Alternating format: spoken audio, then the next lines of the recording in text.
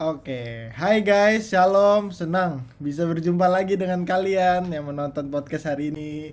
Apa kabar? Pastinya sehat-sehat semua ya.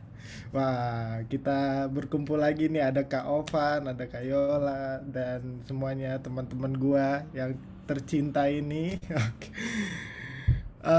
Oke, hari ini kita akan ngobrol-ngobrol santai dan akan mendengar cerita teman-teman gue yang kece abis, santuy abis, dan yang pastinya yang dipakai Tuhan secara luar biasa sih di kehidupan sehari-harinya. Nah, podcast hari ini kita akan membicarakan tentang pemahaman atau pengalaman dari sudut pandang teman-teman gue ini tentang pribadi Yesus itu sendiri. Nah, sebelum kita mulai ngobrol-ngobrol, yuk kita bersatu dalam doa. Biarkan apa yang kita sharingkan ini bukan berasal dari mulut saja, tapi biarkan kita mendapatkan hikmat dari Tuhan. Dengan senang hati, gue meminta Kak Yola untuk berdoa. Ya, mari kita bersatu dalam doa.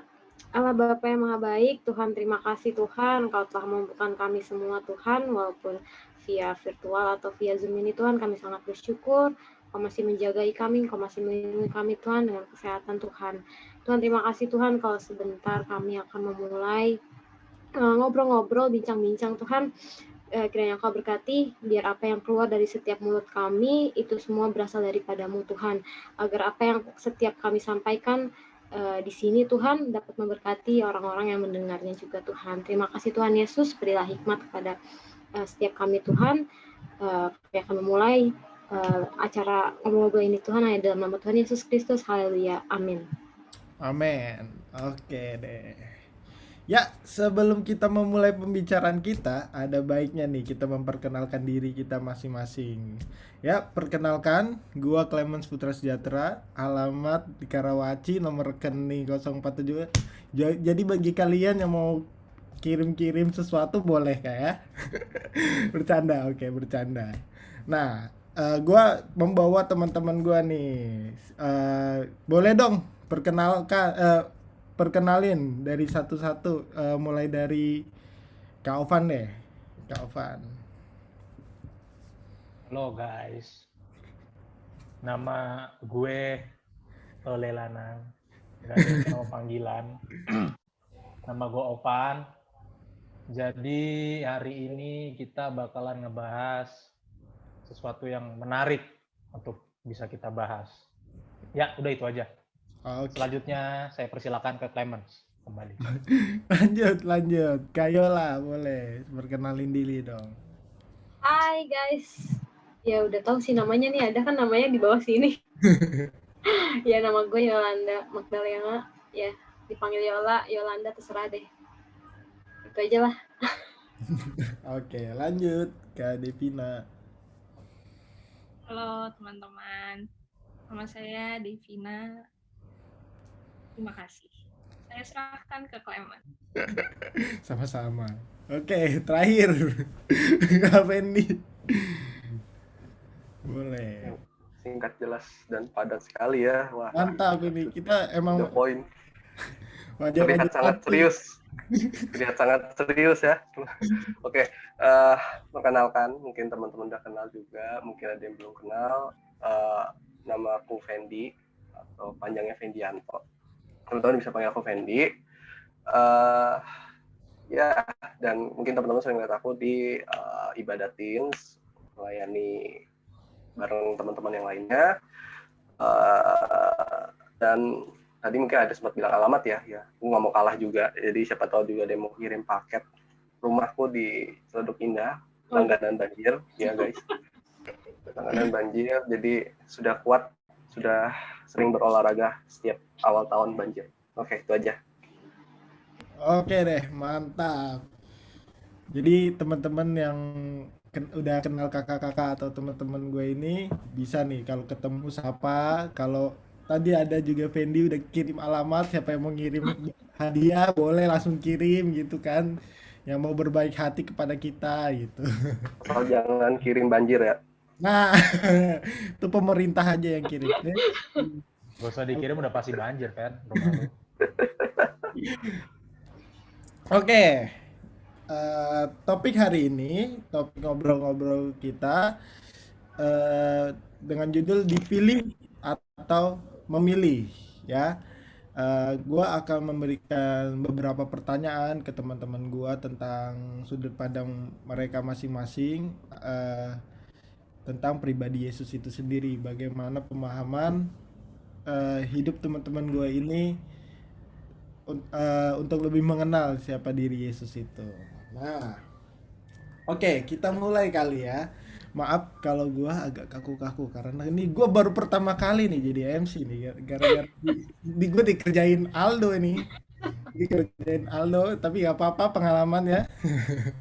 Oke, kita mulai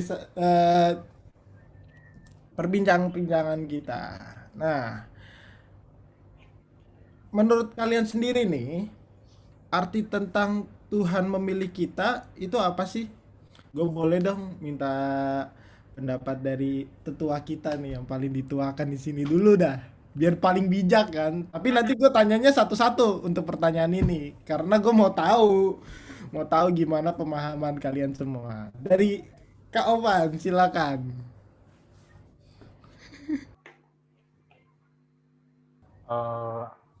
Gue dari kecil tinggal dan hidup di tengah-tengah keluarga gue yang notabene udah Kristen ya. Jadi waktu gue kecil tuh gue nggak punya pilihan gitu untuk menentukan gue mau percaya atau gue mau yakin dengan satu keyakinan gitu, enggak. Tapi karena memang gue dari kecil dan gue hidup di tengah-tengah keluarga yang bokap nyokap gue tuh udah Kristen gitu.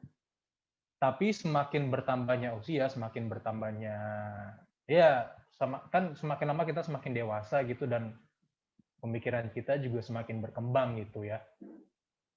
Dan selama proses pendewasaan itu, gue percaya bahwa kalau untuk sekarang ini gue memilih Tuhan, yaitu memilih Tuhan Yesus sebagai juru selamat gue, karena memang karena memang itu pilihan gue dan gue mengalami sendiri gitulah ya, bagaimana Tuhan itu bekerja sangat luar biasa gitu buat hidup gue, buat keluarga gue juga. Jadi kalau dibilang antara memilih ataupun dipilih, gue sih memilih. Kalau gue jatuhnya memilih, gitu. Oke, itu. Oke. Eh, Jawaban yang sangat memberkati banget ya untuk kita. Eh, Boleh kita sekarang lanjut nih dari untuk Kayola. Gimana menurut Kayola sendiri gimana tuh? Apa arti tentang Tuhan memilih kita? Apa arti Tuhan memilih kita?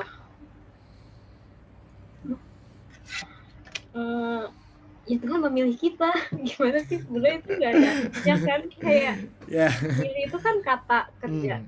Kata kerja ya, bukan kata sifat ya. Ya udah, Tuhan udah pilih gue, ya udah. Ya mungkin gini. Gitu. Ya. Tuhan kan ada ungkapan ya itu, Tuhan memilih kita. Nah, dari dirinya kita sendiri itu ada nggak sih kayak timbal balik yang kita lakukan untuk Tuhan, yang Tuhan sudah pilih untuk kita gitu, Tuhan memilih kita, itu ada nggak sih kayak gitu menurut Kak Yola sendiri? Kalau menurut gue pakai gue lu nggak apa-apa ya? Nggak apa-apa dong, santai aja, kita slow. Tuhan memilih kita kalau lu udah menyadari gitu, lu dipilih sama Tuhan. Menurut gue sih secara otomatis hidup lu bakal berubah sih. Itu simpelnya sih gitu aja. Kayak kalau hidup lu belum berubah ya berarti lu belum benar-benar menyadari kalau lu tuh udah dipilih sama Tuhan. Singkat, padat, dan jelas. Oke. Oke, mantap banget nih jawabannya. Ya, betul banget sih yang dikatain Kayola. Kalau emang hidup kita udah dipilih, ya hidup kita juga harus bisa ada rasa timbal balik, kayak kita ada bagiannya kita untuk mengerjakan segala sesuatunya itu. Oke, kita lanjut ke Kak Fendi. Boleh nih. Oke, thank you. Apa nih pertanyaannya? Oh ya, menurut Kak Fendi sendiri gimana nih tentang arti dari kata Tuhan memilih kita? Apakah kita sebagai umatnya ini yang Tuhan sudah pilih harus ada timbal baliknya nggak sih? Kita harus mengerjakan bagiannya kita, itu ada nggak sih? Oke, mungkin ke ini dulu kali ya. Ke apa sih maksudnya kan kayak kalau kita lihat kemarin beberapa waktu kan maksudnya bukan kita yang memilih Tuhan tapi Tuhan yang memilih kita. Nah jadi gue yakin banget sih Tuhan tuh benar-benar milih kita walaupun tanpa kita sadari ya. Maksudnya kalau kita lihat dari karya belum lama ini kita ngerayain yang namanya Jumat Agung sama Paskah. Nah dari itu aja udah bisa menunjukin banget tuh Tuhan memilih kita ya. Kayak siapa sih kita orang yang berdosa ini gitu kan, kita ini semua kan udah berdosa dan kayaknya nggak ada alasan gitu loh buat Tuhan buat secara manusiawi kayaknya nggak ada alasan gitu loh buat kayak nolongin orang yang kayak lebih apa ya posisinya nggak setinggi kita lah gitu, kayaknya sulit gitu loh. Kayak kalau misalnya ini salah satu bahan juga nih kayaknya bisa di request nih karena selama ini tuh kayak mungkin ya boleh buat teman-teman ibadah gabungan lagi ke depannya mungkin boleh bahas nih tentang kayak Allah Tritunggal gitu kan, kayak ini tuh kayak sering kita dengar tapi kayak belum tentu nih semua kita paham gitu kan. Kalau kita tahu dari Yesus aja, Yesus kan udah ngorbanin diri di kayu salib gitu kan. Salah satu bukti kenapa dia milih kita, benar-benar milih kita adalah dia nggak cuma mengorbankan diri, nggak cuma menebus dosa kita, tapi kita tahu kalau namanya itu ada Allah Roh Kudus yang dititipkan sama kita sebagai penolong kita. Bahkan kalau dalam Efesus kan dikatakan itu jaminan keselamatan itu gitu loh. Jadi dia nggak cuma ngasih keselamatan, dia udah kayak paket komplit lah istilahnya. Makanya itu benar-benar nyatain dia memilih kita gitu loh. Kan kayak biasanya kalau orang kan bilang aku memilihmu menjadi kekasihku gitu kan, bepret gitu kan, belum tentu ya, belum tentu dia benar-benar setia gitu kan. Tapi Tuhan ini benar-benar setia kalau dilihat ya dari karya penyelamatan ya, bahkan sampai ada Allah Roh Kudus sebagai jaminan, itu udah jelas banget Tuhan memilih kita. Jadi menurut gue biasa sih dari sana. Sama salah satu bukti ya, Andreas dan Petrus murid Yesus itu nggak pernah mencari Yesus, tapi Yesus yang nyari mereka ya kan. Padahal Yesus itu guru loh, Yesus itu rabi kan. Jadi kalau kita tahu pada zaman itu guru itu kan nggak mungkin nyari murid, yang pasti itu sebaliknya, murid yang harus nyari guru. Tapi Yesus ini beda, dia yang nyari gitu loh. Jadi itu udah jelas banget gitu loh, Tuhan yang milih kita, beda dengan berbagai hal lainnya gitu loh.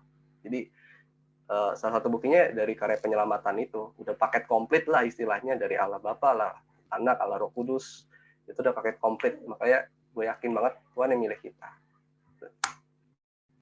Oke, mantap. Yes, bener banget. Tadi Kak Fendi juga udah singgung nih.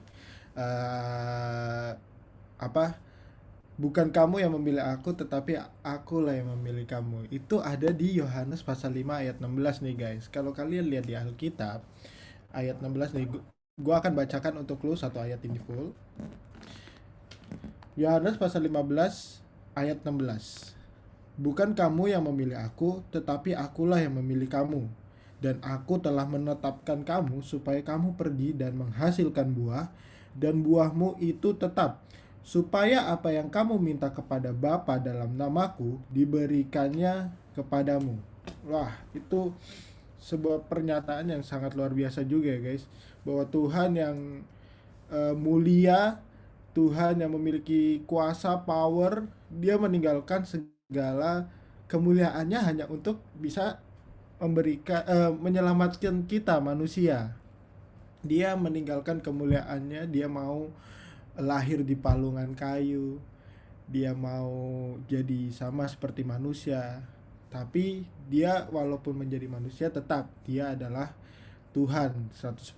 Jadi dia tidak berdosa sama sekali. Nah, thank you banget Kak Fendi buat pernyataannya. Kita lanjut lagi Kak Devina. Oke, Oke Kak Devina.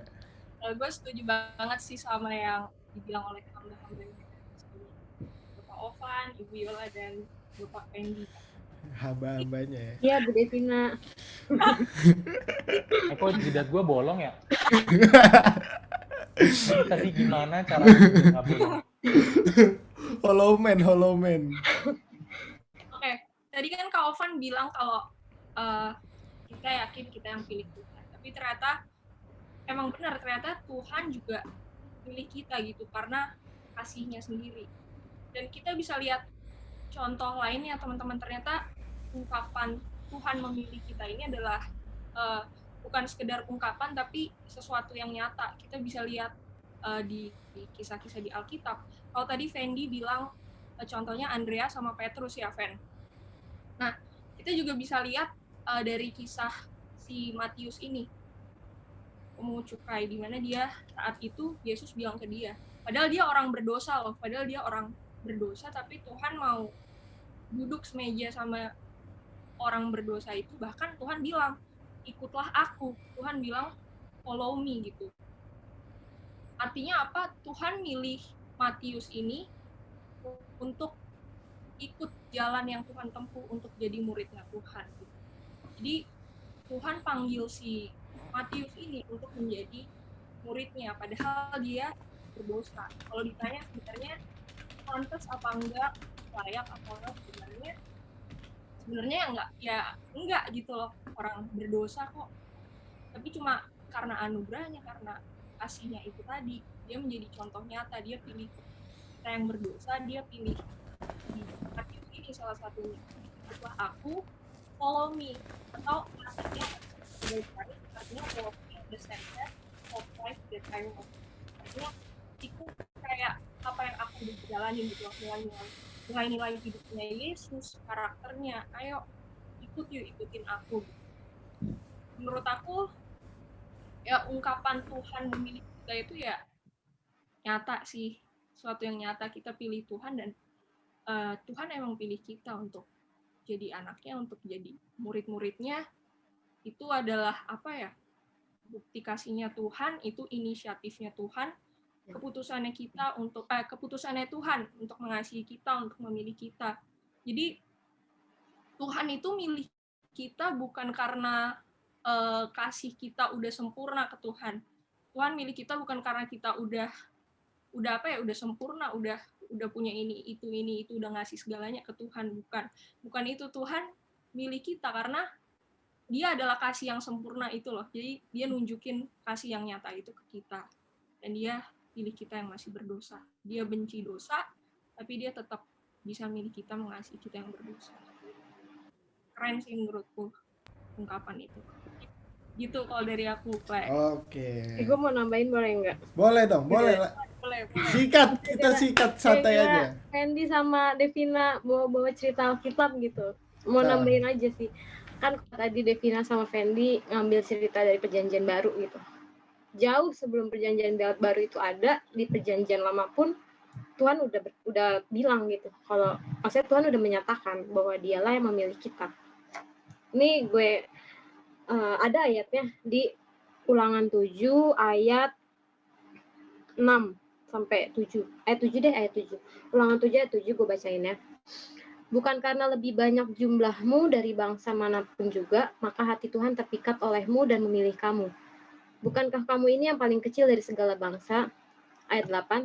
Tetapi karena Tuhan mengasihi kamu dan memegang sumpahnya yang telah diikrarkannya kepada nenek moyangmu, maka Tuhan telah membawa kamu keluar dengan tangan yang kuat dan menembus engkau dari rumah perbudakan, dari tangan Firaun Raja Mesir. Jadi jauh dari cerita Yesus memanggil murid-muridnya, memilih murid-muridnya pun, dari cerita Adam dan Hawa pun, itu udah jelas banget bahwa Tuhan itu udah memilih kita gitu. Dan dia, ya benar, gue setuju juga kata pernyataan Devina yang ini tuh inisiatifnya Tuhan. Tuhan tuh nggak memandang bulu gitu. Kayak tadi aja Tuhan memilih bangsa Israel, padahal bangsa Israel itu kan bangsa yang terkecil. Kenapa dia nggak pilih yang terbesar aja gitu? Itu aja sih tambahannya. Yes, betul banget. Gue ingat juga, gue sharing, bahkan sebelum dunia pun diciptakan, emang Tuhan, betul kata Kayola, Tuhan pun sudah memilih kita untuk menjadi partnernya, ya. Eh, Tuhan menciptakan kita serupa dan segambar dengan Dia. Wah, kurang baik apalagi sih Tuhan sama kita. Tapi terkadang ya, banyak sih dari kita, umatnya, manusia, kurang sadar akan panggilannya, kurang mengerti bahwa tujuan hidup kita tuh apa, Tuhan memilih kita tuh apa. Nah, kadang kita suka kehilangan ini, apa, esensi dari, apa namanya, arti kata Tuhan memilih kita ini. Jadi kita seakan-akan ya hidup hanya mengikuti apa yang kita mau, apa yang kita kerjakan, gak sesuai dengan tujuan Tuhan dalam hidup kita. Nah, mungkin itu yang bisa gue bagikan, karena itu gue secara pribadi gue juga sadar banget sih, itu banyak orang yang ngerti Tuhan memilih kita tapi gak tahu apa sih maknanya itu. Guys, Yes. coba deh, boleh ada yang bantu? Bah, nggak bisa ya kalau share screen ya. Apa? Kita buka Matius 22 ayat 14. Matius 22 ayat Oke. 14. Ntar akan tampil di sini. Matius 22 Di- ayat Matius 22 ayat 14. Boleh ada yang bacaan satu nih, siapa gitu. Matius apa, Kak? Matius 22 ayat 14. bacain ya. Ya, Oke. itu aja.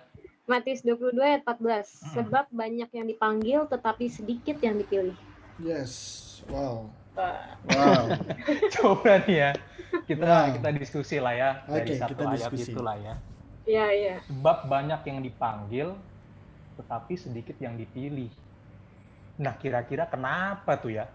Nah, Banyak banget yang dipanggil gitu loh. Betul, betul. Tapi kenapa sih sedikit banget gitu yang dipilih gitu?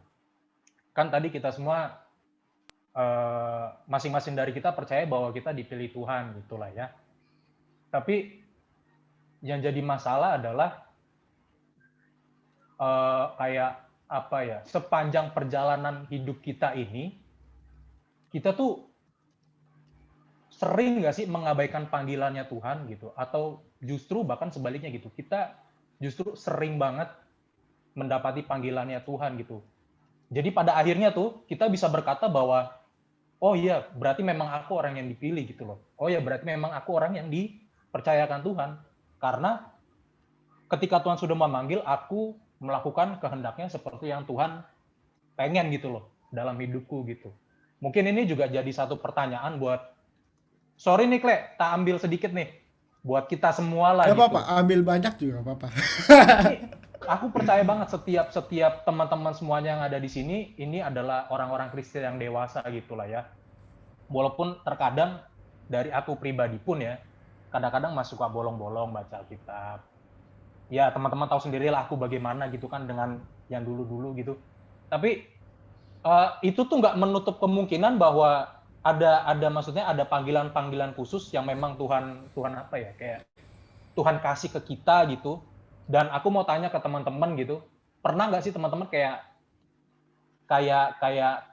mendapatkan itu, kayak mendapatkan panggilan-panggilan itu gitu loh. Dan ketika teman-teman tahu bahwa itu panggilan dari Tuhan gitu, responnya teman-teman tuh apa sih gitu? Gitu. Coba mungkin pertama aku dari Fendi kali ya. Pernah Fen gitu, maksudnya ini berhubungan dengan sesuatu yang spiritual lah, yang supranatural gitulah ya. Tapi nggak hanya itu sih, yang maksudnya sederhana gitu kan. Atau kayak contoh paling sederhana adalah ketika kita ngelihat misalnya di jalan ada orang yang kesusahan gitu.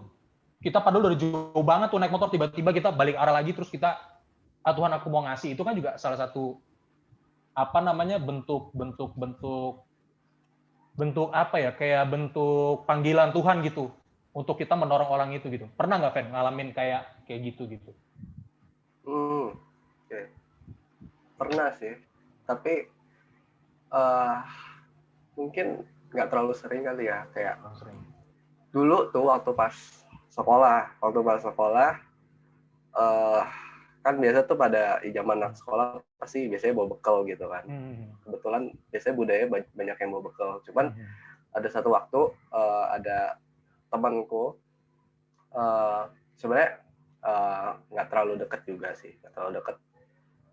Cuman aku ngeliat kan kayak dia tuh belum makan gitu loh, sedangkan aku tahu nih dia nih kayak biasanya dia tuh pulangnya sore gitu loh, ada ikut ekskul apalah gitu kan. Nah dari situ padahal aku sendiri juga tahu gitu loh, apa maksudnya uang jajanku tuh tinggal segitu di hari itu ya kan. Terus terpanggil lah gitu kan dalam hati gitu kan, dari dalam hati tiba-tiba nih suara-suara hati nih, suara-suara hati nurani gitu kan. Suara-suara hati Asik, nurani. ya. Jadi kayak nih beliin dong, ini kan cukup kan duit lu buat beli ini ya kan, kasih dia makan gitu kan, ya jajanin dia sekali-sekali nggak apa-apa gitu kan. Awalnya sih nggak mau gitu kan, kayak ini kan ini lagi nabung gitu kan, gitu. Tapi kayak ketika itu juga tiba-tiba kan inget ayat kayak mengasihi sesama ya kan, mengasihi sesama seperti kita mengasihi diri kita sendiri kan. Sesama itu kan bukan cuman kayak teman kita, dia sahabat kita, tapi sama itu bahkan bisa orang yang nggak kita kenal ya kan, bahkan orang yang mungkin nggak seiman dengan kita, mengasihi pun kita juga mengasihi gitu kan. Dan ya udah akhirnya yaudah deh gini, dibeliin aja gitu kan. Salah satunya sih itu, jadi kayak beliin makanan buat temen yang nggak terlalu deket gitu. Iya. Oke. Mungkin ada yang mau kesaksian gitu atau apa gitu kan. Yang sederhana aja, tapi nanti aku juga mau coba ngegali dari tadi tuh ayat yang Matius 22 ayat 4 gitu kan. Atau ada nggak nih? Nggak perlu aku tunjuk sih kayaknya. Maksudnya pernah nggak ada gitu kayak panggilan-panggilan ngelihat temen susah gitu kan, terus kita kayaknya Tuhan pilih gua deh buat nolongin orang ini gitu, atau orang-orang yang mungkin nggak dianggap sama lingkungan sekitar gitu kan, tapi kayak orang-orang di lingkungan sekitar, dari sekian banyak orang-orang itu cuma kalian doang yang punya hati gitu loh untuk melayani orang itu gitu. Dari Clement, Yolanda, Devina, Anda pernah punya pengalaman kayak gitu? Nggak ada. Oke. Jadi teman-teman sebenarnya kalau kita baca di Matius 22 ayat 14 itu kalau kita baca di ayat sebelumnya, di ayat 1, itu Tuhan Alkitab tuh kayak ngasih judul perumpamaan tentang perjamuan kawin ya. Jadi ada seorang raja yang ngadain perjamuan kawin, tapi waktu udah disebarin undangan ke masyarakatnya tuh yang dia perintah, ternyata nggak ada yang datang. Banyak banget alasannya lah, banyak banget kegiatannya lah. Ada yang ngurusin sawahnya lah, terus ada yang ngurusin anaknya, terus ada yang lagi berkebun dan sebagai macamnya gitu. Nah, terkadang aku kayak merasa bahwa ayat ini tuh bukan ditunjukkan kepada orang-orang yang belum percaya gitu ya, tapi kepada kita ini yang percaya gitu loh. Kepada kita ini yang tadi teman-teman udah bilang bahwa kita adalah orang-orang yang dipilih Tuhan gitu kan. Tapi ternyata selama banyak dari orang-orang Kristen itu padahal hidupnya sudah dipilih Tuhan gitu. Tapi kenapa kita juga bukan kita ya, kadang-kadang ternyata banyak dari orang-orang Kristen sendiri gitulah ya, yang nggak memenuhi panggilan dari Tuhan itu sendiri gitu loh. Banyak banget kayak misalnya mungkin yang paling ekstrim tuh kapan tuh sering banget dengar khotbahnya Om Eras tuh bahwa kita tuh bisa meninggal kapan saja gitu loh. Hidup kita tuh seperti uap di apa namanya? Seperti uap yang sementara aja langsung lenyap gitu lah ya. Itu ada di Alkitab gitu lah ya. Dan kita tuh nggak sadar gitu bahwa sepersekian detik pun kalau Tuhan pengen ambil hidup kita gitu, itu bisa gitu loh. Tapi kenapa kebanyakan dari kita atau masing-masing dari kita untuk mengiring Tuhan tuh banyak nunggunya gitu loh. Banyak entar-entarannya gitu loh. Ntar dulu Tuhan, aku masih umur 25, aku masih pengen senang-senang dulu gitu kan. Aku masih pengen mungkin kalau yang pacar aku masih pengen coba-coba dulu Tuhan sama perempuan yang lain gitu kan ya, atau seperti apa gitu. Padahal sepersekian detik aja Tuhan suruh panggil kamu pulang, kamu bisa pulang gitu loh. Sepersekian detik Tuhan suruh Tuhan nyuruh kamu untuk kembali ke rumahnya dia gitu loh. Ya kamu kembali gitu loh. Dan ketika kamu kembali, kira-kira kamu siap nggak bertemu muka dengan Tuhan gitu. Jadi maksudku adalah terkadang dari orang-orang Kristen sendiri gitu kan, dari kita-kita sendiri gitu.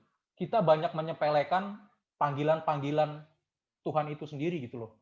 Padahal tadi bahwa kita tuh udah digaransi sama Tuhan, kita tuh udah dilabeli bahwa kita adalah anak-anak Tuhan gitu. Tapi kenapa kita nggak memanfaatkan status kita sebagai anak Tuhan gitu loh, untuk kita bener-bener apa ya namanya? Untuk kita bener-bener sungguh-sungguh hidup di dalam Tuhan gitu. Untuk kita bener-bener apa namanya? Bertaruh gitulah ya. Bertaruh kan kalau orang Kristen kan bilang Alkitab bilang kan percayakan hidupmu kepada Tuhan gitu kan. 100% gitu. Jangan 99%. 1% pun kamu nggak percaya sama Tuhan, artinya kamu nggak percaya gitu loh. Namanya percaya berarti 100% sama Tuhan. Jadi bertaruh gitu loh. Bertaruh hidup kita, pengalaman kita semuanya lah, kepintaran kita semuanya kita pertaruhkan di dalam Tuhan gitu. Dan itu sih yang hilang dari apa ya? Dari orang-orang Kristen sekarang gitu ya, apalagi orang-orang Kristen di akhir zaman ini sih. Mungkin kalau dari teman-teman ada masukan atau apa gitu untuk sharing kita hari ini mengenai dipilih atau memilih gitu. Monggo, silakan Clemens. Mungkin contoh paling sederhananya Kak. Contoh paling sederhananya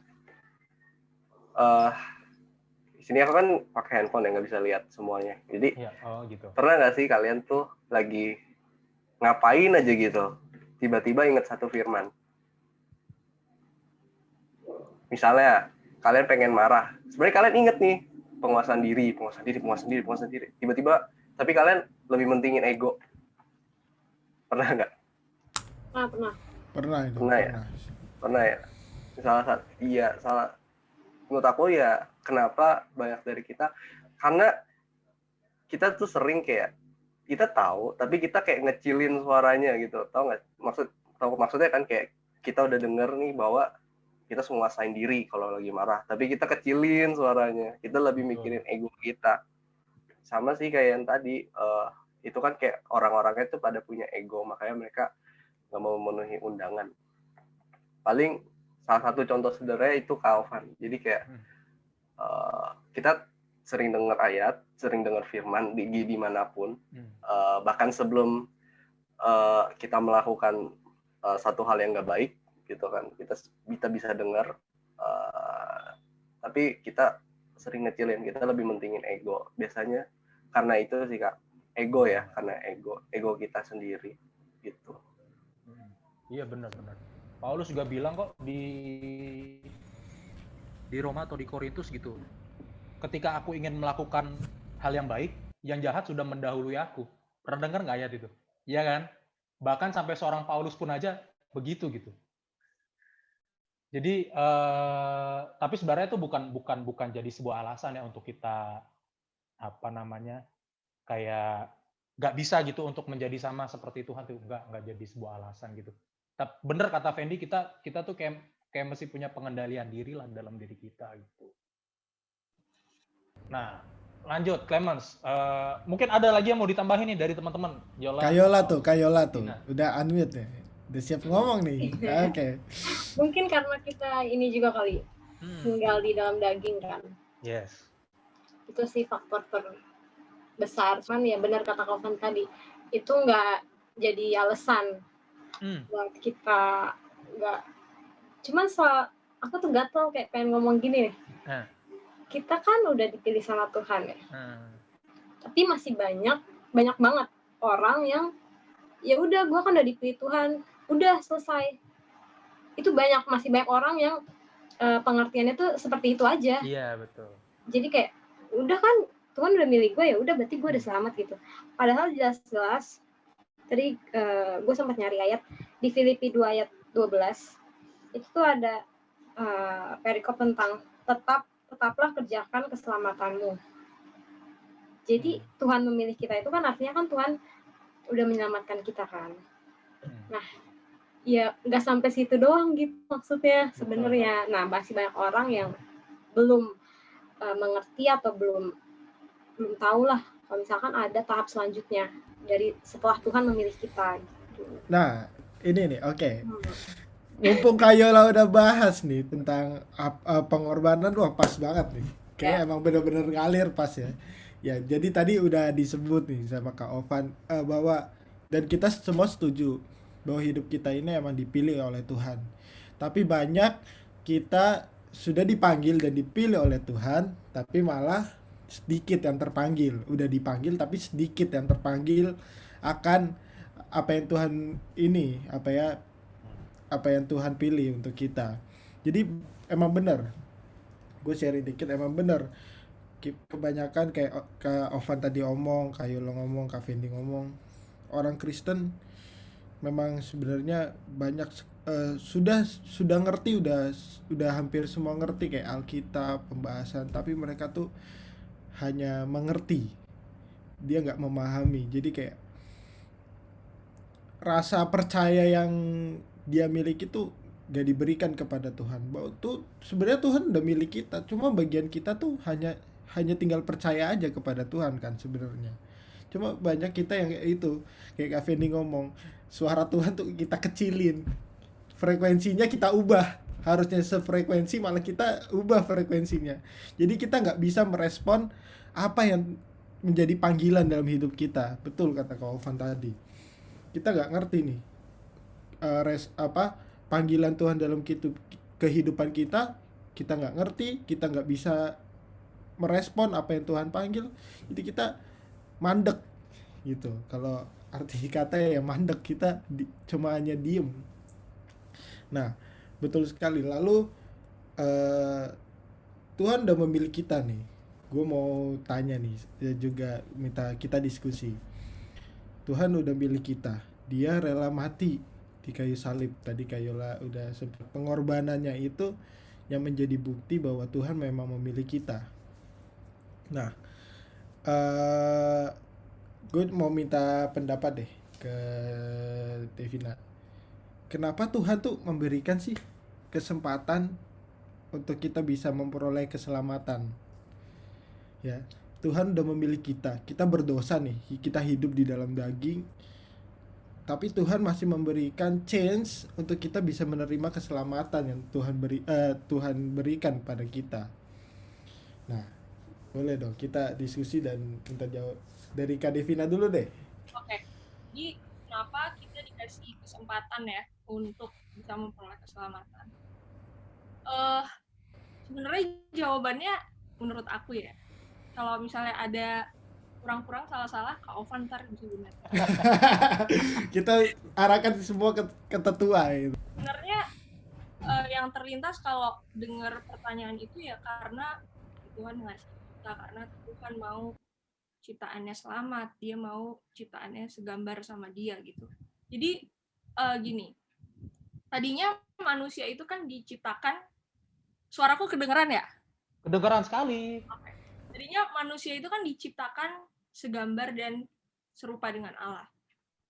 Tapi akhirnya Adam dan Hawa itu mereka jatuh dalam dosa, manusia jatuh dalam dosa. Dan sejak itu juga gambar diri Allah dalam manusia tuh jadi rusak, kita jadi nggak segambar, kita jadi nggak serupa gitu sama Allah. Bahkan dikatakan kita kehilangan kemuliaan Allah. Kita ya mungkin kalau kita sekarang alamin, kita jadi makin kering mungkin karena dosa, kita jadi kepisah sama Tuhan, kita jadi nggak sampai ke tujuan yang Tuhan mau buat hidup kita gitu. Kita melenceng dari jalannya Tuhan. Tapi ternyata nggak cuma berhenti sampai di situ. Ternyata Tuhan yang adalah kasih, dia bilang, aku datang bukan untuk memanggil orang benar, tapi aku datang untuk orang-orang yang berdosa supaya mereka bertobat gitu. Nah ternyata ini adalah salah satu apa ya? Mungkin bisa dibilang kayak misinya Tuhan gitu kali ya. Bener gak sih Kak Ovan? Kayak dia Iya. datang untuk orang yang berdosa supaya bertobat gitu. Jadi dia nggak diem, tapi dia kasih tunjuk ke kita adanya Yesus di dunia gitu. Dia menjadi teladan, dia menjadi contoh nyata supaya kita semua bisa ikut jalan yang udah Yesus lakukan, dan akhirnya kita bisa bertobat, kita bisa memperoleh keselamatan itu karena kita percaya Yesus, kita lihat ada Yesus dan ada kasih karunia-Nya Tuhan, ada pengorbanannya Tuhan gitu buat kita, dan akhirnya kita bertobat. Nah, selanjutnya tujuan hidup kita ini kan sebenarnya kita hidup buat pencipta kita, buat Tuhan kita. Nah, tujuan manusia diciptakan, aku pernah dengar itu supaya dia berkuasa atas ikan-ikan di laut dan bla bla bla bla bla, terus untuk melakukan pekerjaan baik. Nah, teman-teman bisa lihat di ini, di Efesus 2 ayat 10. Ntar ayatnya muncul di sini. Tring di bawah ini. Asik. Aku bacain ya. Karena kita ini buatan Allah, diciptakan dalam Kristus Yesus untuk melakukan pekerjaan baik yang dipersiapkan Allah sebelumnya, Ia mau supaya kita hidup di dalamnya.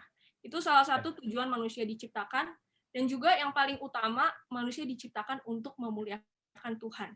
Dari Dia, oleh Dia, dan untuk Dia. Jadi hidup ini bukan tentang siapa kita, tapi semuanya itu tentang Dia gitu, untuk Tuhan. Tapi karena kita jatuh dalam dosa, akhirnya kadang tujuan kita nggak bisa sampai ke tujuan itu. Bukannya melakukan pekerjaan baik, tapi kita malah melakukan pekerjaan yang nggak pantas gitu. Terus bukannya memuliakan Dia, memuliakan Tuhan, tapi yang kita muliakan iblis, dosa. Jadi tujuannya jadi salah gitu. Dan dari situ harusnya kita bisa ambil keputusan untuk bertobat, untuk percaya Yesus, memperoleh keselamatan itu, dan sadari lagi bahwa semua dari Dia, oleh Dia, dan untuk Dia. Jadi hidup kita harus benar-benar nyenengin Tuhan gitu, jangan memuliakan dosa, memuliakan si iblis gitu. Nah dari sini Tuhan tuh mau kita punya tujuan hidup yang benar. Tuhan mau kita selamat gitu. Tuhan mau kita kembali ke gambar yang udah dia kasih gitu loh. Manusia itu segambar dan serupa dengan Allah. Harusnya kita kayak gitu dong.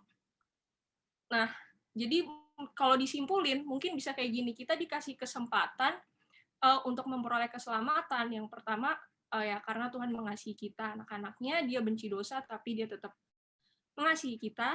Terus kedua, kenapa kita dikasih kesempatan untuk memperoleh keselamatan? Karena Dia mau kita selamat.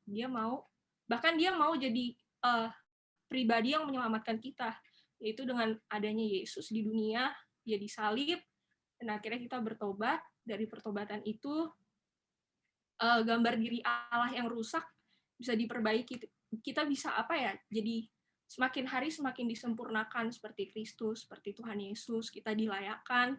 Akhirnya kita bisa punya tujuan hidup yang benar lagi, berkuasa, melakukan pekerjaan baik, dan juga yang paling utama adalah memuliakan Tuhan. Jadi itu sih, karena Tuhan mengasihi kita, karena Dia mau nyelamatin kita supaya gambar diri kita jadi balik lagi, segambar serupa dengan Allah, dan juga tujuan manusia tuh jadi benar kembali, berkuasa, melakukan pekerjaan baik, dan juga memuliakan Tuhan. Kalau dari aku itu. Wow. Benar banget. Gue tadi sempat dengar bahwa yang Kak Devina bilang kayak kita tuh manusia, Tuhan sudah menciptakan kita sedemikian rupa, tapi kita malah lebih banyak ninggalin kepercayaan tuh yang sudah Tuhan berikan. Ironi banget gak sih? Kayak gue mikirnya tuh tadi sempat gue mikir, gue kayak punya perusahaan, leader, gue percayakan sama satu orang ini nih. Nah, satu orang ini eh, dia malah berbalik jahat sama gue. Tapi gue sebagai leader masih punya rasa percaya sama dia untuk biar dia bisa jadi lebih baik. Itu itu tuh seperti yang Tuhan lakukan sih ke kita, kayak kita sebobrok-bobroknya kita, senajis-najisnya kita, Tuhan masih sabar, masih nunggu, ayo nak balik lagi ke jalan gua gitu. Kayak bahasa gaul kan Tuhan. Ayo nak balik lagi lah jalan gua gitu. Tuhan tuh punya kasih yang sangat luar biasa yang harusnya kita sebagai anak-anaknya bisa mencontoh. Tapi banyak sekali kita nggak bisa contoh. Bahkan kita pun susah menjalani kehidupan sehari-harinya kan. Kita seperti kayak ada beban menjadi seorang Kristen mungkin, tapi justru nggak menjadi beban, tapi harusnya kita harus bisa extra mile terus setiap hari gitu. Mungkin dari yang lain diskusi lagi boleh, ada yang mau nambah dari yang lain? Thank you Kak Devina, Kak Ovan, Kak Kalau Fendi. aku sih pernah nggak sih teman-teman mikir apa kayak hujan itu kan dia tetap akan membasahi apapun kan yang ada di bawahnya gitu ya. Mau orang itu berdosa, mau orang itu pekerjaannya sebagai, ya mohon maaf dalam tanda kutip, mungkin dia apa namanya, aduh ngomongnya gimana ya, mungkin dia pekerja yang nggak benar gitu kan ya, atau siapapun lah, orang baik, orang kaya, orang miskin, orang bijaksana, orang yang nggak pandai, orang yang bodoh, tetap akan kena hujan, tetap akan basah gitu kan ya. Jadi menganalogikannya sama gitu. Tuhan Yesus mati di kayu salib bukan hanya untuk orang-orang seperti kita aja yang percaya Tuhan, tapi untuk semua orang, baik yang bijaksana, baik yang nggak bijaksana, baik yang bodoh maupun yang nggak bodoh, yang pinter, yang berhikmat ataupun yang nggak berhikmat gitu. Jadi kadang-kadang aku berpikir bahwa keselamatan itu ternyata bukan hanya milik orang Kristen gitu. Tapi keselamatan itu adalah milik orang-orang yang percaya dan mengikuti teladannya Tuhan Yesus. Dan yang paling kukagumi dari Tuhan Yesus adalah dia tuh Tuhan yang nggak asal perintah dan nggak asal ngomong gitu. Enggak. Tapi Tuhan yang benar-benar memberikan contoh dan memberikan teladan gitu. Makanya nggak pernah ada, maksudnya kayak pemimpin gitu atau ya yang benar-benar jadi teladan gitu loh, mau mengabdikan dirinya gitu kepada orang-orang di bawah seperti itu gitu kan. Kalau teman-teman perhatikan juga kehidupan Yesus, pernah nggak Yesus itu berpolitik? Enggak kan? Tuhan Yesus ditawari jadi, istilahnya Tuhan Yesus punya banyak pengikut, punya banyak murid gitu kan ya. Bisa waktu itu Tuhan Yesus tuh memerintahkan pengikut-pengikutnya atau murid-muridnya untuk istilahnya apa ya, mengkudeta gitu, mengkudeta imam-imam besar waktu itulah ya, yang dimana mereka tuh iri melihat pelayanan Tuhan, dan Tuhan jadi raja gitu untuk orang Israel, bisa gitu. Tapi Tuhan Yesus nggak seperti itu gitu loh. Tuhan Yesus benar-benar mendedikasikan hidupnya gitu, dari desa-desa, desa ke desa, kota ke kota gitu kan ya. Nggak ada yang dia pikirin gitu, dia dapat entah dia bakalan dapat apa gitu kan ya dari pelayanannya itu. Enggak. Semuanya dia layani dengan baik, semuanya dia ayomi dengan baik. Makanya teman-teman kalau pernah dengar istilah negarawan, nah Yesus itu salah satu contoh negarawan tuh, yang dimana jadi negarawan tuh benar-benar orang yang benar-benar berpengaruh, tapi dia nggak berpolitik gitu. Nah Yesus itu kayak gitu tuh, benar-benar melayani, benar-benar tulus gitu, benar-benar tulus, dan itu semua adalah tugas dan tanggung jawab kita gitu, untuk bisa melakukan sama seperti yang Yesus lakukan waktu Yesus hidup dulu. Dan nggak ada kompromi gitu, karena Yesus ngasih contoh, balik lagi tadi. Yesus ngasih contoh, dan Yesus mati untuk setiap orang yang ada di dunia ini, baik yang percaya maupun yang nggak percaya gitu loh. Tapi bedanya adalah kita adalah orang-orang yang percaya dan kita mau meneladani hidupnya Yesus gitu. Makanya Tuhan kasih garansi bahwa keselamatan nggak ada keselamatan di bawah kolong langit ini kalau bukan di dalam nama Tuhan Yesus itu sendiri. Itu sih kalau dari aku pribadi. Mungkin ada mau nambahin teman-teman? Gue mau nambahin dikit sih. Hei, Tapi cakep. oke. Yang gue tangkap gini, betul. Tuhan udah berikan keselamatan untuk kita. Kita dikasih chance keselamatan. Ibarat kayak gini, kayak yang gue tangkap tadi Kak Ovan ngomong ya. Kita tuh Ngopi dulu, ngopi. ngopi, Iya, silakan. Oke. Ya, Yesus mati di kayu salib itu seakan-akan menjadi tiket kita untuk bisa ke surga, kayak keselamatan yang dikasih. Jadi ibarat tuh Tuhan kasih tiket ke kita nih, keselamatan buat lu. Tapi ada bagiannya dari kita untuk menjaga tiket itu. Jadi ini tiket sebenarnya nggak tahu kapan keberangkatan, jadwal perginya kapan, dijemputnya kapan, kita nggak tahu. Yang kita lakukan hanyalah kita nih udah dikasih semua umat tiket kayak tiket kereta gitu atau tiket pesawat, dan nggak tahu kapan berangkat kapan perginya ya. Jadi kita hanya perlu menjaga tiket yang kita pegang ini dengan segala eh, apa yang Tuhan berikan kayak kita, untuk belajar taat, belajar mengampuni, belajar memberi dan sebagainya. Nah, itu yang kadang-kadang menjadi permasalahan kita umat manusia. Bahkan gak umat manusia aja, orang Kristen pun yang mungkin udah percaya, udah kenal Yesus pun masih bisa menghilangkan tiket yang sudah dipegang. Benar.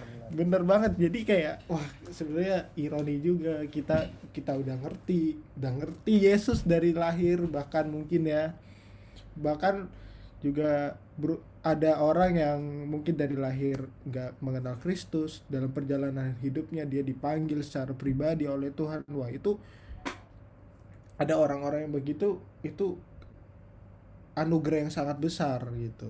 Itu yang dari gue sih, yang gue tangkap kayak itu gitu. Ada yang lain? Iya, betul. Fendi, Nanggepin Yola. Yola juga tuh tadi. Oh ya, Dev, silakan Mbak Devina. Enggak, Fendi sama Yola mungkin. Iya, Fendi, Yola. Ayo, Dek Fendi. Ayo, Mbak Yola, gimana? Ayo silakan Dek Fendi dulu. Ayo, Iya. dari diam-diam. Kalau dari aku ya, ya intinya bener. Tadi udah jelas banget gitu, Tuhan memilih kita. Kalau misalkan masih ada teman-teman mungkin yang menyaksikan ini kayak masih bingung, kenapa sih Tuhan milih kita? Mungkin bisa nonton lagi di awal gitu kan. Nonton lagi di awal, itu udah clear banget gitu loh, kenapa sih Tuhan memilih kita. Terus sekarang balik lagi, tadi bener, itu ilustrasi yang keren banget. Jadi kayak dari kita kayak punya tiket, tapi kalau kita nggak jaga baik-baik ya kita nggak bisa naik keretanya atau kita nggak bisa naik pesawatnya gitu kan. Makanya itu Tuhan bilang gitu loh. Makanya Tuhan udah bilang kalau mau ngikut aku ya kamu harus belajar apa? Yang pertama apa? Ada 3 hal nih. Ayo apa teman-teman? Apa ya? Sangkal diri, pikul kuk, terus apa ya? Pikul salib. Ya, pikul salib, pikul kuk. Apa aja nih guys? Ikut laku. Kenapa? Apa aja? 3 hal itu? Sangkal diri, pikul salib, dan ikutlah aku. Iya, Yes. 3 hal itu. Makanya Tuhan udah bilang gitu kan. Kalau mau ngikut Tuhan bener-bener kan intinya kan gimana cara kita, ini sesuai dengan tema gereja lagi nih gitu kan, membangun karakter Kristus gitu ya. Gimana cara kita bisa bangun karakter kita kayak Kristus. Tuhan udah bilang ya nggak ada pilihan lain, kamu harus kayak menyangkal diri, memikul salib gitu kan. Itu yang nggak enak gitu loh. Makanya kayak banyak orang gitu, oh yes, gue mau nerima keselamatan, tapi pas tiba-tiba Tuhan bilang, oh tapi kamu harus menyangkal diri kamu, mikul salib, ikut Tuhan. Terus tiba-tiba yang tadi tiba-tiba orang yes, tiba-tiba hilang gitu kan. Itu yang sering terjadi. Kayak kalau kita tahu kan dalam Alkitab tuh ada kisah yang orang kaya orang muda yang kaya raya, yang dia bilang pengen ikut Yesus, tapi ketika Yesus bilang, oh tinggalin semua hartamu, dia nggak mau gitu loh. Jadi balik lagi ke ego kita. Sebenarnya balik lagi sih semua ke ego kita. Dan bener, kayak tadi sebenarnya nggak ada alasan juga gitu loh. Maksudnya buat kita nggak ada alasan untuk kita tidak mengikut Tuhan. Yang ada hanyalah kayak tergantung keputusan. Tuhan udah sediain nih keselamatan. Cuman keselamatan itu ada di pilihan kita juga. Kita mau ngambil atau enggak gitu ya. Kalau mau ngambil ya tadi kita harus memikul salibnya, kita harus menyangkal diri, kita harus mengikut Yesus. And that's all. Aku coba bacain dari Roma 8 ayat 13 sampai berapa ya? Sorry guys. Ini karena di sini laptop gue jadi gue lihat sini. Roma 8 ayat 13 sampai 18. Gue coba bacain aja ya. Roma 8 ayat 13 sampai 18. Sebab jika kamu hidup menurut daging, kamu akan mati. Tetapi jika oleh roh, kamu matikan perbuatan-perbuatan tubuhmu, kamu akan hidup. Jadi udah beda nih antara kita hidup menurut daging atau kita hidup menurut roh. Terus ayat 14, semua orang yang dipimpin roh Allah adalah anak Allah. Nah, jadi salah satu tanda di mana kita udah klop sama Tuhan ya, ada roh Allah dalam hidup kita. Tandanya apa? Ya, kalau kita lagi ngapa-ngapain, terus tiba-tiba kita diingatkan sama firman Tuhan, ya itu tandanya ada roh Allah dalam hidup kita. Gak mungkin dong, itu roh jahat yang mengingatkan firman gitu loh. Buat apa gitu roh jahat ingetin firman? Pasti roh Allah. Terus di ayat 15, sebab kamu tidak menerima roh perbudakan yang membuat kamu menjadi takut lagi. Aslinya tuh kita harusnya nggak menerima roh perbudakan, guys, yang membuat kita jadi takut akan maut, ya kan? Kan jaminannya itu ketika keselamatan datang pasti ada kebangkitan. Itulah yang membedakan ketika Yesus bangkit dengan orang-orang lainnya gitu loh. Kalau nabi-nabi besar gitu kan ujungnya mati, mereka kan nggak bangkit gitu. Itu yang membedakan Yesus. Yesus hadir supaya kita bisa menerima roh yang bukan roh perbudakan yang mungkin kita diperbudak dalam dosa atau gimana dan lain sebagainya. Lanjut lagi, tetapi kamu telah menerima roh yang menjadikan kamu anak Allah, yaitu oleh roh itu kita berseru ya Aba ya Bapa. Jadi harusnya kita tuh menerima roh yang seperti ini gitu loh, bukan roh perbudakan. Ini yang sering kali jadi struggle kita malah menerima roh perbudakan. Yang harusnya kita udah nggak harus terima itu, kita harus menerima yang namanya roh dari Allah. Ayat 16, roh itu bersaksi bersama-sama dengan roh kita bahwa kita adalah anak-anak Allah. Ayat 17, dan jika kita adalah anak, maka kita juga adalah ahli waris. Maksudnya orang-orang yang berhak menerima janji-janji Allah. Berhak. Ya berarti kalau orang yang nggak punya roh Allah berarti nggak punya hak. Yang akan menerimanya bersama-sama dengan Kristus, yaitu supaya jika kita menderita, ada kata menderita, tidak ada kata bersenang-senang bersama. Menderita, guys. Menderita bersama-sama dengan Dia, supaya kita dipermuliakan bersama-sama dengan Dia. Jadi kesimpulannya seharusnya kita ini udah menerima roh dari Allah. Roh dari Allah yang memungkinkan kita memanggil Allah itu ya Aba ya Bapa, yang memungkinkan kita menjadi anak Allah. Tandanya apa kita punya roh Allah? Ya tandanya ketika kita lagi beraktivitas dengar firman. Makanya tadi di awal sempat aku coba tanyain gitu kan. Pernah nggak sih kalau kita beraktivitas tiba-tiba dengar firman Allah gitu? Yang jelas pasti karena itu kan roh penolong gitu loh. Jadi nggak mungkin juga roh jahat yang mengingatkan kita firman Tuhan. Buat apa gitu loh? Apakah roh jahat udah pindah job sekarang gitu? Udah sepi job nggak kan gitu?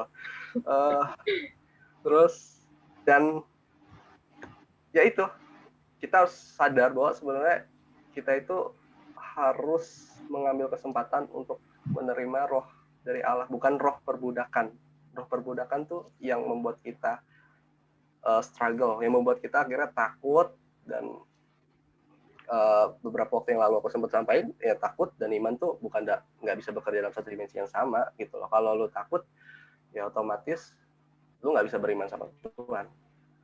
Beda kalau lu beriman, otomatis harusnya nggak ada ketakutan. Dan semua hal itu ada harganya. Kita harus ikut menderita, teman-teman. Harus ikut menderita. Yesus aja mentok-mentok langsung ke surga, dapat kemuliaan. Yesus harus menderita.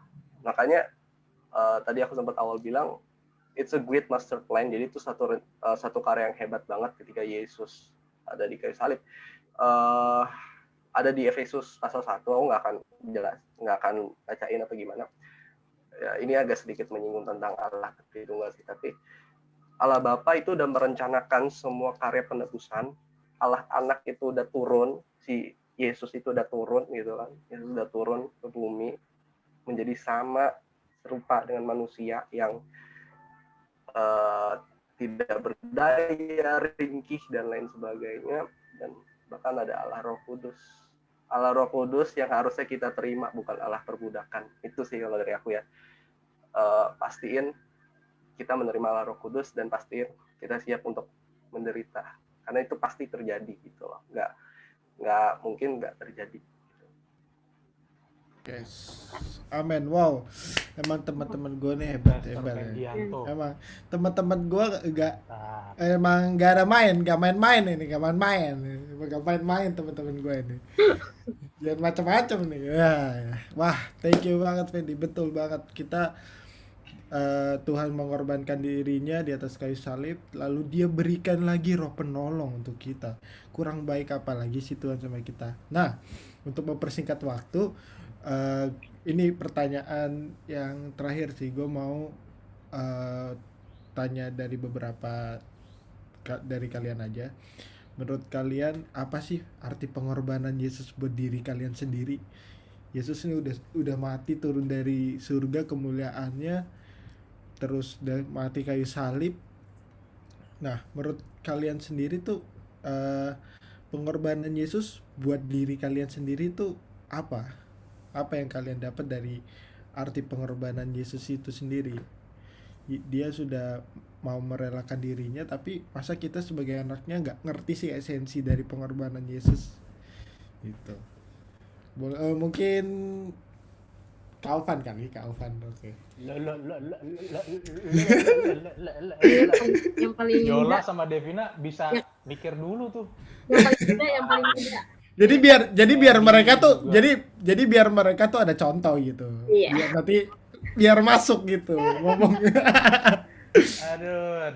Singkat aja Kak, singkat aja. Apa itu pengorbanan? Kalau Yesus, kalau aku sakit, Tuhan Yesus juga sakit.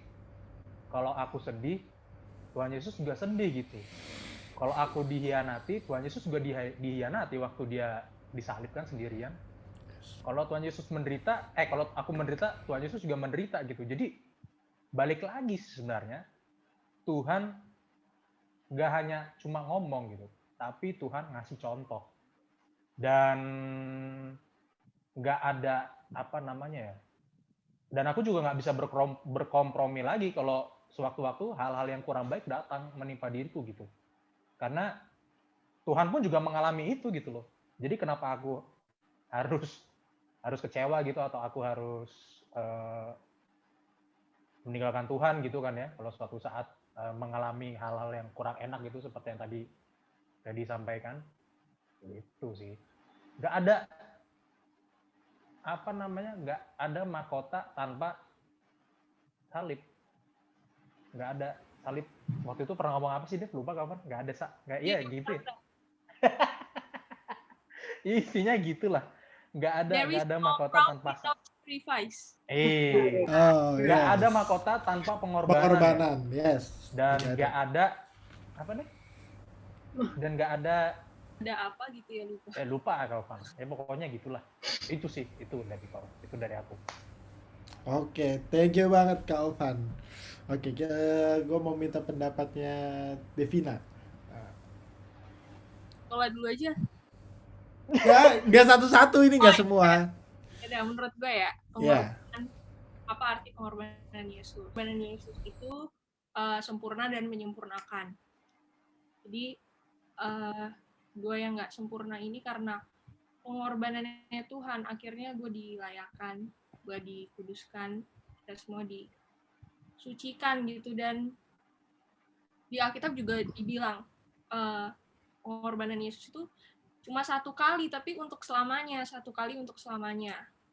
Kita di ini Ibrani 10 ayat 10. Dan karena kehendaknya inilah kita telah dikuduskan satu kali untuk selama-lamanya oleh persembahan tubuh Yesus Kristus. Jadi emang cuma Tuhan dulu disalib itu cuma satu kali, cuma efeknya itu sampai sekarang untuk selamanya gitu, untuk kita-kita yang berdosa ini. Dan itu menyempurnakan kita. Ada di ayat 14. Sebab oleh satu korban saja ia telah menyempurnakan untuk selama-lamanya mereka yang ia kuduskan. Jadi itu sih intinya buat aku, pengorbanan Yesus itu sempurna dan menyempurnakan aku yang tidak berdosa, menyucikan, melayakkan, menguduskan. Begitu. Darahmu Weh. Yesus. Tak tek tek tak. Kira faktanya. Wow, oke. Thank you Kak Devina. Oke, kesimpulan dari beberapa pertanyaan yang kita diskusikan, kesimpulan yang gue ambil sih, eh, Tuhan Tuhan memilih kita bukan karena sebuah alasan, karena kita, tapi Dia memilih kita karena Dia mengasihi kita, bukan karena sebuah alasan saja, tapi Dia mengasihi kita. Dan kita sudah dipilih Dia, memperoleh keselamatan. Nah, yang tadi Kak Fendi ngomong, yang perlu kita ambil bagian yaitu sangkal diri, pikul salib, dan ikut Yesus. Gue nambah satu lagi, dan percaya. Kalau nggak percaya buat apa gitu. Nah, ini harus menjadi peringatan juga keras buat orang-orang kita Kristen ya. Jangan kita menjadi orang Kristen hanya mengerti firman tapi nggak memahami apa yang Tuhan maksud gitu. Kita seringkali ke gereja, duduk manas-manasin bangku, denger, terus nggak ngerti apa yang diomongkan. Itu sering banget. Nah, kita harus sebagai orang Kristen harus bisa mengerti esensi firman Tuhan dan bisa menjadi dampak bagi Tuhan. Karena kita udah dipilih, lalu kita sudah percaya sama Tuhan. Jangan menyia-nyiakan apa yang Tuhan percayakan kepada kita. Wow, thank you banget kakak-kakak dan teman-teman gue yang ini. Senang sekali bisa ngobrol bareng, diskusi bareng tentang dipilih dan memilih. Ya, bentar lagi kita akan menyudahi ngobrol-ngobrol. Sebelum kita menyudahi, ada pengumuman nih dari Kayola dan Kaovan. Silakan. Oke. Dari aku pengumuman sedikit teman-teman buat anak-anak teens Graci, untuk tanggal 24 April nanti kita baru akan melanjutkan ibadah Zoom kita hari Sabtu tanggal 24 April. Lalu dilanjutkan di tanggal 27 April hari Selasa kita adain komsel lagi. Jadi buat teman-teman teens jangan lupa ya untuk datang dan untuk ikut ibadah kita dan komsel kita. Ditunggu kedatangannya ya. Dah, itu aja dari teens. Kaovan? Oke. Kalau dari PBI masih sama dan masih tetap eksis. Iya. Hari Rabu teman-teman ya, jam 7:30 malam. Hari Rabu bener kan? Hari Rabu jam 7:30 malam. Kita setiap minggu mengadakan komsel, sharing-sharing tentang kehidupan. Jadi buat teman-teman yang tertarik atau pengen gitu, boleh gabung. Dan selalu terbuka untuk siapapun, teman-teman semuanya. Itu aja sih. Oh iya, ibadah raya kita udah mulai teman-teman jam 8 dan jam 10 siang setiap hari Minggu. Jadi teman-teman jangan lupa ibadah hari Minggu ya. Itu aja sih. Oh iya teman-teman, aku lupa tadi ngasih tahu jamnya. Buat ibadah teens yang hari Sabtu jam 6 sore dan komsel jam 7 malam. Komsel hari Selasa. Alright. Oke, thank you buat informasi dan pengumumannya Kayola dan Giovanni. No cut ya tadi ya, kata dari gua ditelepon oleh seseorang, katanya ini no cut, jadi mungkin akan apa adanya, nggak apa-apa guys. Kita seru-seruan bareng. Oke, telah sampailah di penghujung acara ini baiknya sebelum kita mengakhiri ngobrol-ngobrol yang bermanfaat ini, ada baiknya kita berdoa. Gue minta Kak Fendi untuk berdoa menutup ngobrol-ngobrol kita hari ini. Oke,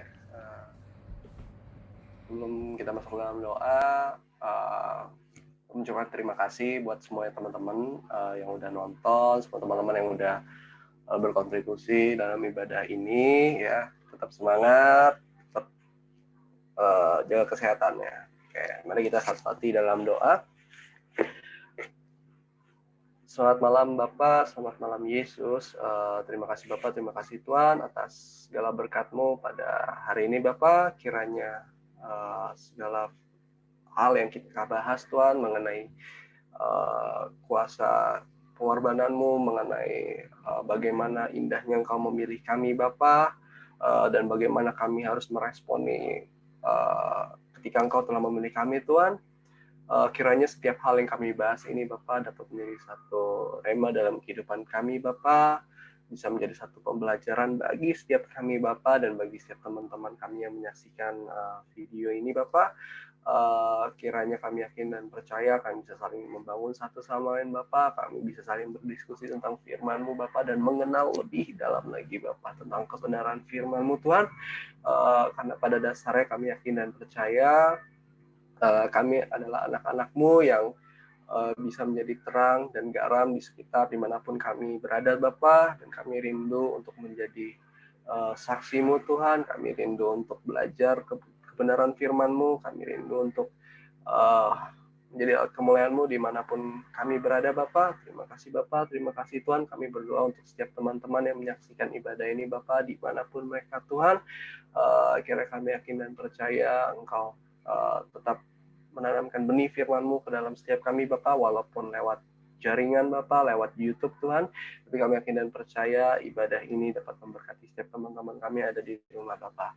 Terima kasih Bapak, kami berdoa untuk setiap keluarga-keluarga dari teman-teman kami juga Bapak, apapun yang mereka alami Tuhan, mungkin di masa pandemi ini Tuhan, kami yakin dan percaya Engkau tetap berada dalam keluarga mereka, Engkau tetap mengarahkan tangan-Mu kepada mereka tuh, keluarga-keluarga mereka Bapa, apapun permasalahan yang mereka alami Tuhan, kami yakin dan percaya Engkau turut campur tangan, Engkau turut membantu setiap anak-anak-Mu Tuhan yang setia Tuhan. Terima kasih Bapak, terima kasih Tuhan. Kami juga berdoa untuk gereja kami Tuhan, GBI Geraha Raya Bapak, kiranya sedang ada uji coba untuk ibadah onsite Bapak, kayak kami yakin dan percaya dengan ada ibadah onsite ini Bapak, kami bisa semakin antusias beribadah padamu Bapak. Kami rindu untuk memuji, menyembah nama-Mu Tuhan bersama-sama Bapak. Kami rindu untuk men-sharingkan kebenaran firman-Mu juga Tuhan. Terutama juga kami berdoa untuk setiap gembala-gembala yang ada Bapak, dan pejabat-pejabat gereja yang ada Bapak. Kayak kami yakin dan percaya Engkau memilih mereka untuk memimpin setiap kami Bapak ke dalam jalan kebenaran firman-Mu saja ya Tuhan. Terima kasih Bapak. Kami juga berdoa untuk bangsa dan negara kami Bapak. Kami tahu bahwa mungkin dalam masa-masa ini Bapak, masa-masa pandemi ini bukan masa yang cukup berat bagi bangsa dan negara kami Bapak di segala sektor, baik itu ekonomi, baik itu sektor pertahanan dan lain sebagainya Bapak, dan banyak isu-isu politik Tuhan, dan mulai adanya permasalahan intoleransi Bapak, tapi kami yakin dan percaya Bapak, Engkau tangan-Mu ada dalam bangsa ini Bapak. Kami yakin dan percaya Engkau telah memilih pemimpin, setiap pemimpin yang ada Bapak, sesuai dengan kebenaran firman-Mu saja Bapak. Kiranya Engkau taruh hikmat dan marifat pada setiap pemimpin yang ada Bapak, sehingga apapun yang terjadi dalam bangsa ini Tuhan, dapat terjadi sesuai dengan rencana-Mu saja Bapak, dan kami rindu Indonesia kami bisa menjadi alat kemuliaan bagi nama-Mu Tuhan. Terima kasih Bapak, terima kasih Tuhan. Kami akhiri ibadah kami pada ini Bapak, dalam nama Tuhan Yesus Kristus. Haleluya. Amin. Amin. Oke deh, thank you juga, sekali lagi thank you buat yang udah nonton, dan thank you buat Kak Ovan, Kak Yola, Kak Devi, Kak Fendi, semuanya thank you yang sudah berpartisipasi. Ya ampun, maaf ya. Oke, sampai kita bertemu kembali di sesi berikutnya. Bye bye Bye, thank you. guys.